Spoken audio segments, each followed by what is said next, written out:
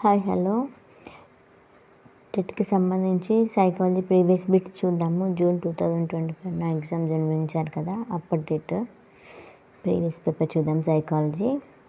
రీచా 1 సంవత్సరం వయసున్న తన అపార్ట్మెంట్లోని చిన్న అమ్మాయిలందరినీ పాప అని పిలిచి ఆమె పెరుగుతున్న కొద్దీ పేర్లతో పిలవడం ప్రారంభించింది. అంటే ఫస్ట్ అందరినీ ఎవరైనా ఈ అమ్మాయి కనున్న పాప అని పిలిచేది. తర్వాత కొన్ని రోజులైన తర్వాత ఆమె వాళ్ళని పేర్లతో పిలవడం మొదలుపెట్టింది అనమాట.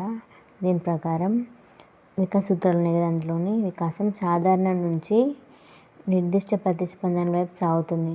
అంటే ఏదైనా ఒక విషయం మొత్తంగా తీసుకొని దాని తర్వాత విడివిడిగా చూడడం అన్నమాట. శారీరక మార్పులు వికాసం కంటే పెరుగుదల ఎక్కువ చూపిస్తుంది. భావోద్వేగాలకు సంబంధించి సరికాని స్టేట్మెంట్. శిశువులో భావోద్వేగాలు ఉన్నాయి. ఇది సరికాని స్టేట్మెంట్. యాక్చువల్ అయితే శిశువులో భావోద్వేగాలు ఉంటాయి. ఏ ఆసనం లేకుండా శిశువు కూర్చోగలడం ఏ వికాస కృత్యానికి సంబంధించింది? పరిపక్వత. కంచన్ 2 సంవత్సరాల బాలిక తన అక్కను గాడిద అని పిలవడం విని తన తల్లి చాక్లెట్ ఇవ్వనప్పుడు కంచన్ తన తల్లిని గాడిద అని పిలిచింది. తన తల్లి కోపం వచ్చి కంచన్ను ఒక గదిలో బంధించింది. ఎరిక్సన్ ప్రకారం కంచన్ ఎదుర్కొనే సంక్షోభం సిగ్గు మరియు సంశయం.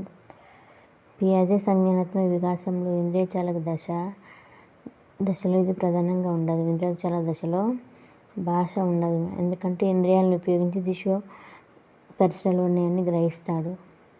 వైదిక భేదాలకు సంబంధించి శారీరక ధర్మ సంబంధ భేదం. ఆద్యతో పోలిస్తే అదిర చర్మం రంగు తెల్లగా ఉంటుంది. వైదిక భేదాలంటే ఇద్దరి మధ్యలో భేదం.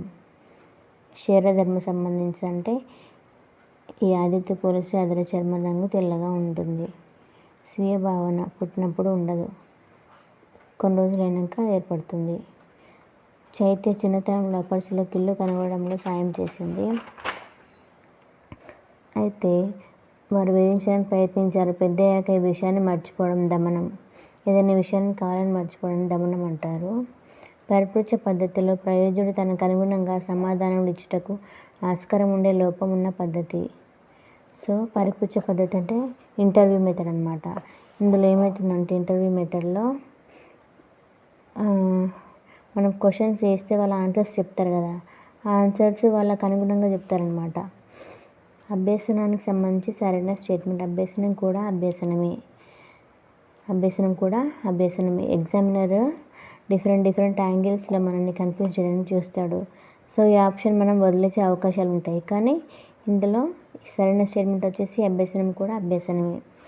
అభ్యాసకుడి సాధారణ ప్రజ్ఞ మరియు నిర్దిష్ట జ్ఞానం. అభ్యాసకుడి ప్రాథమిక సామర్థ్యం. అభ్యాసకుడి సాధారణ ప్రజ్ఞ మరియు నిర్దిష్ట జ్ఞానం. ఇది వచ్చేసి అభ్యాసకుడి ప్రాథమిక సామర్థ్యం.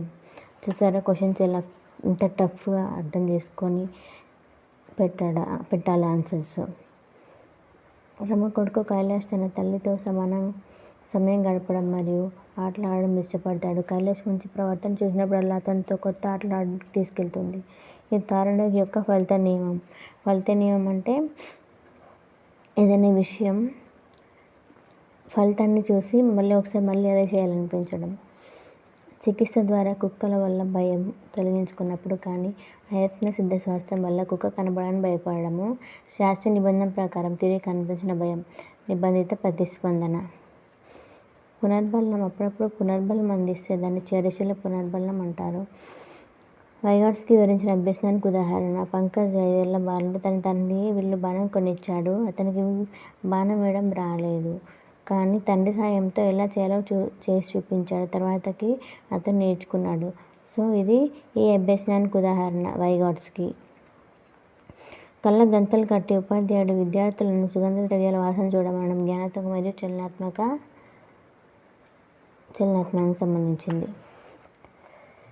నెక్స్ట్ తన మనవల పట్ల తాతలు తీసుకునే శ్రద్ధ అంతర్గత ప్రేరణకు ఉదాహరణ. సో ఇలాగ ఇస్తారనమాట క్వశ్చన్స్. ఒక ప్రయోగకర్త తన ప్రయోజన వస్తువులను తిరిగి అదే క్రమంలో గుర్తుంచుకోమని ప్రయత్నించినప్పుడు దానిని పునర్నిర్మాణం అంటారు. పునర్నిర్మాణం. 10 రోజుల్లో ఆసియా వృక్ష సంపద గురించి అభ్యసించాడు. దాని గురించి తెలుసుకోవడానికి అతనికి 15 రోజులు పట్టింది. ప్రతికూల బదలాయింపు ఎక్కువ సమయం పట్టింది కదా. అభ్యాసకుడి ఆసక్తి నిలబెట్టడానికి ఉపాధ్యాయుడు వీలైనన్ని ఎక్కువ సామగ్రిని ఉపయోగించడానికి ప్రయత్నిస్తున్నాడు.